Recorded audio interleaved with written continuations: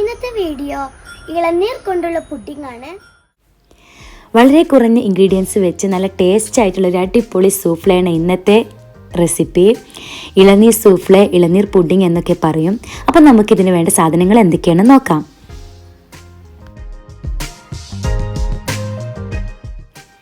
2 glass പാല് തിളപ്പിച്ചാറിയത്, 1 cup sugar, 8 gram China grass 1/2 glass വെള്ളത്തിലൊന്ന് കുതിർത്തെടുത്തത്. പിന്നെ ഞാനിവിടെ എടുത്തിട്ടുള്ളത് ഇളനീർ, 2 ഇളനീരിൻ്റെ കാമ്പാണ് എടുത്തിട്ടുള്ളത്. പിന്നെ മിൽക്ക് മെയ്ഡ് 4 ടേബിൾ സ്പൂൺ മതി. പിന്നെ 2 ഇളനീരിൻ്റെ വെള്ളവും. ഇതൊരു ജ്യൂസി ടൈപ്പ് പുഡിംഗ് ആണ്. 2 പാർട്ടായിട്ടാണ് ഇത് ചെയ്യുന്നത്.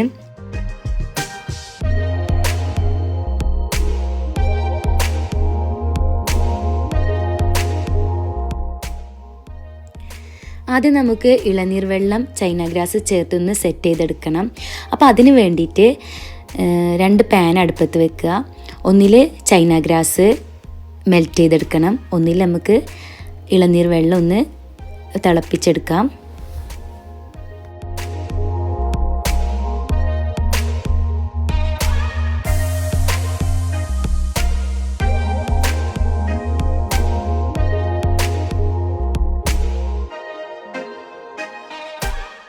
അപ്പം നമ്മുടെ ചൈന ഗ്രാസ് മെൽറ്റ് ആയിക്കൊണ്ടിരിക്കുന്നുണ്ട്.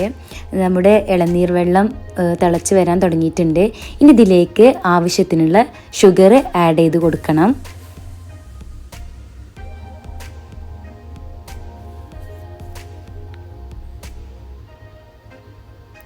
അപ്പം ഞാനിവിടെ 1 കപ്പ് ഷുഗറാണ് ആഡ് ചെയ്തിട്ടുള്ളത്.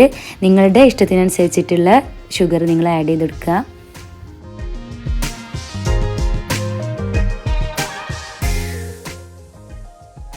അപ്പം നമ്മുടെ ചൈന ഗ്രാസ് ഒട്ടും തരിയില്ലാതെ തന്നെ നല്ലപോലെ മെൽറ്റായി കിട്ടിയിട്ടുണ്ട്.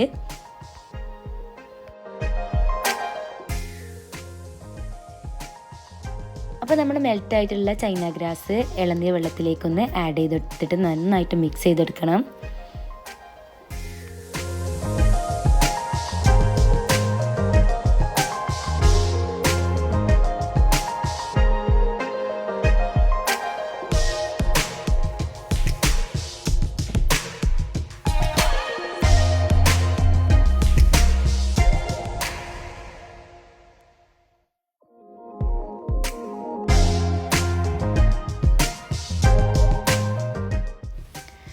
ഇതിനി ഒരു പരന്ന പാത്രത്തിലേക്ക് ഒഴിച്ചെടുക്കാം.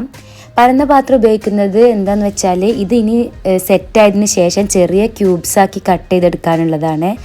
അപ്പോൾ അതുകൊണ്ട് ഞാൻ ഇതുപോലത്തെ ഒരു പാത്രമാണ് എടുത്തിട്ടുള്ളത്. ഇനി ഇത് പുറത്ത് വെച്ചാലും മതി, അതല്ലാന്നുണ്ടെങ്കിൽ ഫ്രിഡ്ജിൽ ഒരു 10 മിനിറ്റ് വെച്ചാലും തന്നെ പെട്ടെന്ന് സെറ്റാകും. ഇനി ഇതിൻ്റെ മുകളിൽ ചെറുതായി കട്ട് ചെയ്ത് വെച്ചിട്ടുള്ള ബദാമും പിസ്തയും കൂടെ ആഡ് ചെയ്ത് കൊടുക്കാം. നിങ്ങൾക്ക് ഏത് നട്ട്സ് വേണമെങ്കിലും ഉപയോഗിക്കാം. ബദാമും പിസ്തയും ഒന്നും കൂടെ നല്ലൊരു കോമ്പിനേഷൻ ഉണ്ട്, നല്ല ടേസ്റ്റാണ്. അപ്പോൾ ഞാനിവിടെ അതാണ് ഉപയോഗിച്ചിട്ടുള്ളത്. ഇനി ഇത് നമുക്ക് തണുക്കാൻ വേണ്ടിയിട്ട് വെക്കാം. ഇത് റെഡിയായി വരുമ്പോഴേക്ക് നമുക്ക് അടുത്ത സ്റ്റെപ്പ് നോക്കാം. അപ്പോൾ ഇനി വേണ്ടത് എന്താണെന്ന് വെച്ചാൽ ഇളനീർ കാമ്പ് കൊണ്ടുള്ള ജ്യൂസാണ് തയ്യാറാക്കേണ്ടത്. അപ്പോൾ അതിന് വേണ്ടിയിട്ട് 2 ഇളനീരാണ് ഞാൻ എടുത്തിട്ടുള്ളത്. പിന്നെ ആവശ്യത്തിനുള്ള ഷുഗർ, പിന്നെ മിൽക്ക് മെയ്ഡ്, ഇതെല്ലാം കൂടെ ചേർത്ത് മിക്സിയിൽ നന്നായിട്ടൊന്ന് അരച്ചെടുക്കണം.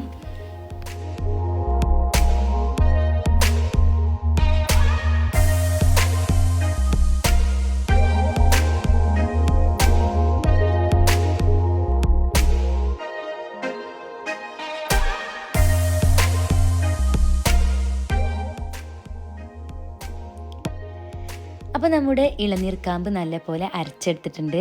അത് നേരത്തെ തിളപ്പിച്ച് എടുത്തിട്ടുള്ള പാലിലേക്ക് ചേർത്ത് നന്നായിട്ടൊന്ന് മിക്സ് ചെയ്തെടുക്കണം.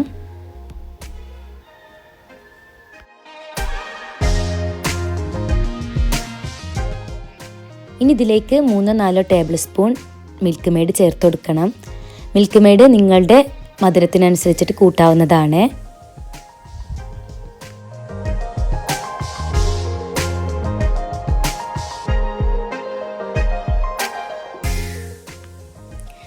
ഇനി ഇത് നല്ലപോലെ ഒന്ന് മിക്സ് ചെയ്തെടുക്കാം.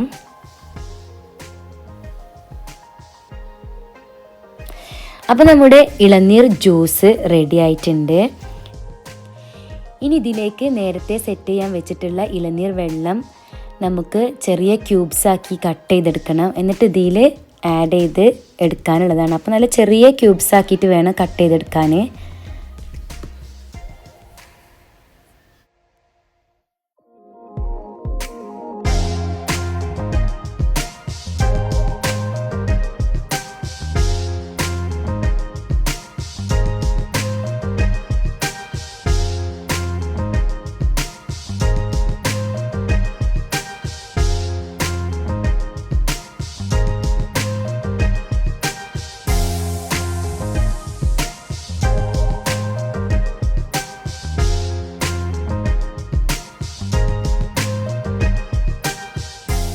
ചെറിയ ക്യൂബ്സാക്കി കട്ട് ചെയ്തെടുത്തിട്ടുണ്ട്. ഇതൊരു സ്പൂൺ കൊണ്ട് നമുക്കിതൊന്ന് ഇളക്കിയെടുക്കാം.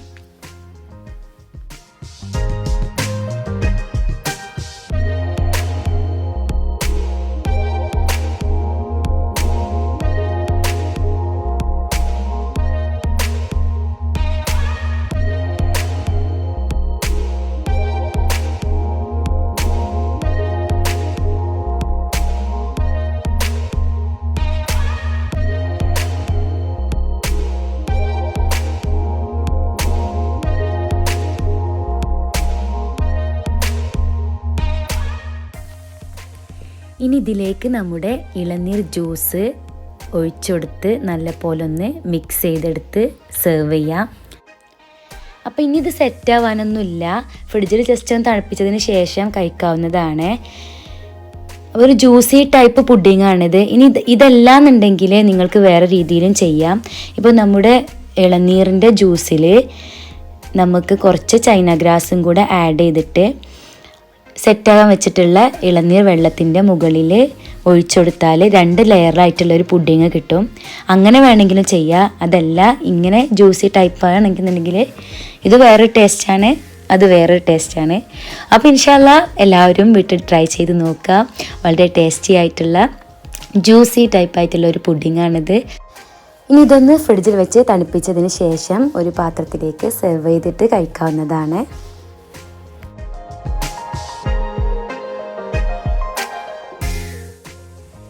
വേറെ റെസിപ്പിയുമായിട്ട് വീണ്ടും കാണാം. ചാനൽ ഇതുവരെ സബ്സ്ക്രൈബ് ചെയ്യാത്തവർ ദയവായി സബ്സ്ക്രൈബ് ചെയ്യുക, ഷെയർ ചെയ്യുക, സപ്പോർട്ട് ചെയ്യുക. നിങ്ങളുടെ ഫീഡ്ബാക്ക് കമൻറ്റ് ബോക്സിൽ അറിയിക്കുക. അപ്പോൾ ഇൻഷാ അല്ലാഹ് വേറെ റെസിപ്പിയുമായിട്ട് വരുന്നത് വരേക്കും all of it take care. Bye bye.